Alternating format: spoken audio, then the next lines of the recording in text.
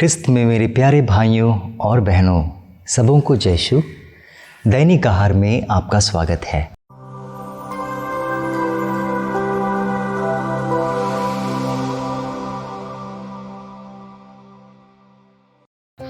आज बेहद ही महत्वपूर्ण बात मैं आपको बताना चाहता हूँ हमारे जीवन के विषय में, और वो ये है कि हमारा जीवन एक धागे की तरह है। मित्रों, हमारा जीवन एक धागे की तरह है।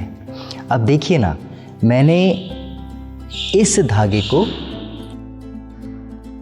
दो लाल रंग के रिबन से बांध रखा है, और ये किसका प्रतीक है? ये हमारे जीवन का प्रतीक है।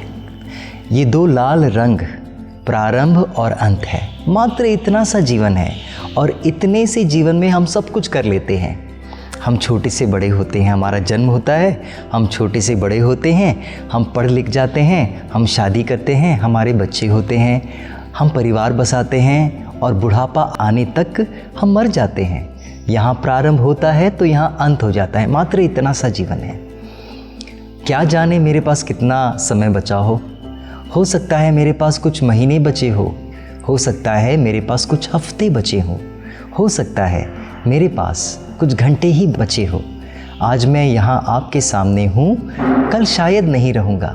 मात्र इतना सा जीवन। लेकिन हमारी मूर्खता देखिए ना, हम इतने से जीवन को अपना सब कुछ समझ बैठते हैं, हम अपना अनंत समझ बैठते हैं, अपना सब एनर्जी इसमें लगा देते हैं, अपनी शक्ति इसमें लगा देते हैं। इतनी शक्ति लगा देते हैं कि हम बीमार पड़ जाते हैं। मेरे मित्रों, इतने से जीवन की सुरक्षा के लिए हम अपने अनंत जीवन को खतरे में डालते हैं। आज का जो सुसमाचार है वो यही बात हमें समझाने की कोशिश कर रहा है। प्रभु यीशु हमें यही समझाने की कोशिश कर रहे हैं कि हमें इस रिबन के परे देखना है, जो अनंत काल तक चलता रहता है, अनंत है, जिसका अंत नहीं, जो कभी खत्म नहीं होगा। तो यदि हम इस जीवन में जी रहे हैं तो हमारी दृष्टि इस अनंत जीवन की ओर लगे रहे।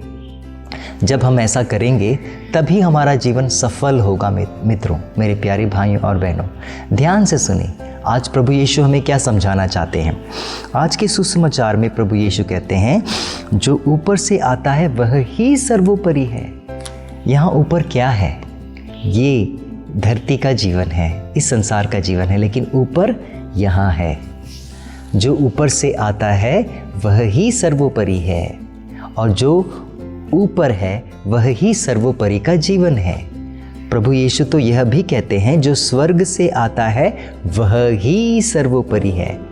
पद संख्या 32 में प्रभु समझाते हैं, जो स्वर्ग से आता है वह ही सर्वोपरि है।